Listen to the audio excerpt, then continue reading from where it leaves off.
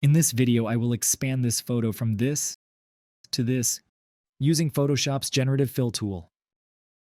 So, I wanted to extend this photo sideways to give this photo more life and a sense of scale.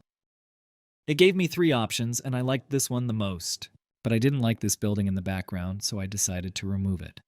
I then wanted to add a pyramid in the background to improve the sense of scale, and ended up adding 2 pyramids, one in the far background and another one much closer to the camera.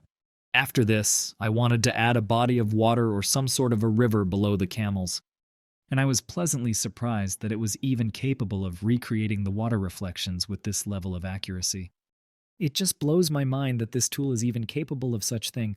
I'm genuinely in awe with this quality.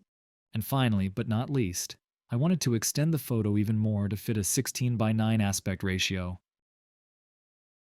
And this was the before. And this is the after.